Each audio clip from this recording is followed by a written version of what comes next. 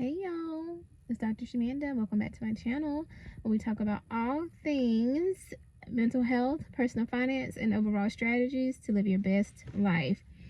Alright, y'all, so I am just enjoying this day, this afternoon, out and about. But I wanted to take a moment just to share my thoughts on this year so far, 2025, and how really nobody knows what's going on. Like, there's so much going on and nobody really knows what's going to happen. So I can only share with you what I'm going to do this year and how I'm going to focus my mind so that I can stay consistent and stay focused on my goals. So the first thing is, and this is what I encourage us all to do, is just to stay humble, right? And for me, humble means to stay teachable, stay open to change and to learning new things. And I mean, we see what's happening in the world right now with the layoffs and with education. Like, there's just so many things that usually felt very secure and now feels very uncomfortable and unstable, right? And so I think, staying open to change, staying open to shifting and doing something different, something that you may have never thought of, right? Being open to pivoting, right? Whether that's career, whether that's where you live, whether that, the way you make your money, whatever. Like, you may have to pivot, right? And do things that you feel like you never thought you would have to do, or that you are basically going to have to force yourself to step outside of your comfort zone to do. So staying teachable. I think also really taking the time to look at where you are right now. Like, for me, specifically, let's talk about budgeting, right? Like, know where your money is, know where you are financially, because if something happens, and like we already know, so many things are happening so fast. If something happens, you don't want to get caught, lacking, for lack of a better word.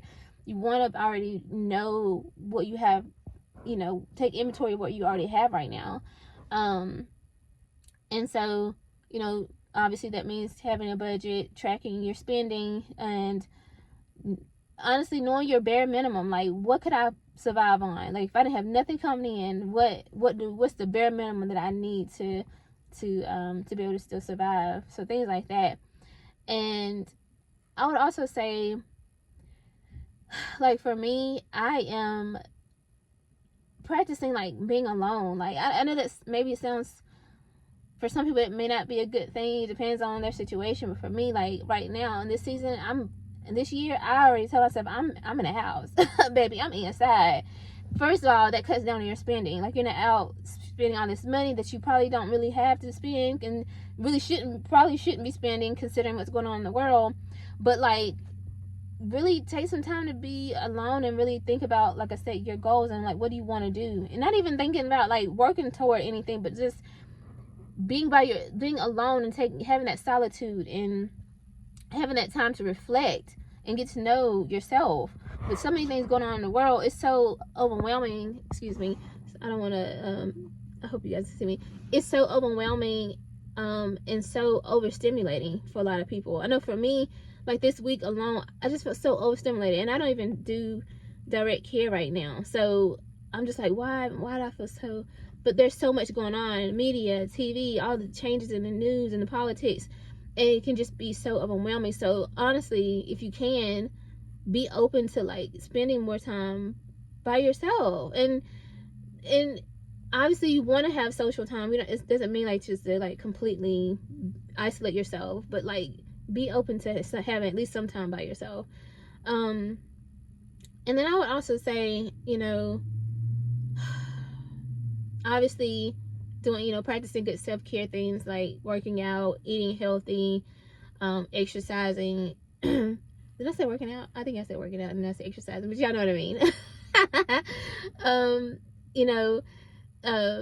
Reading, things like that can just help you.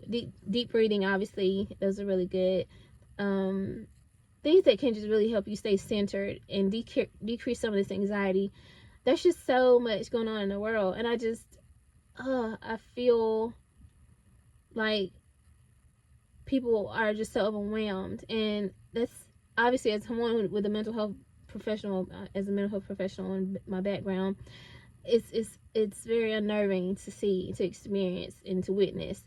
And I hope that you all know that there is hope, and I believe that things are going to get better at some point. I truly believe that. I don't think this is the end, and hopefully you can hold on to hope. So just stay humble, stay teachable, and just know that this phase, what's going on right now, it's just a phase. It's just, this world is in cycles. We know this. Like, we've been through recessions and depressions and all this stuff. We've had really hot markets in the market, right, where we're up, and we've had, you know, times where, like I said, recessions, and really things were really horrible, right, and trying. And for a lot of people, like I said, with the layoffs and stuff, people are struggling. So of course they feel it right now, and you never know when you're next, right? I could be next, right? And I'm not gonna, I hope not, but you never know. But at the end of the day, it's about staying humble, staying teachable, staying ready, try to get prepared as best as possible, and just know that at the end of the day,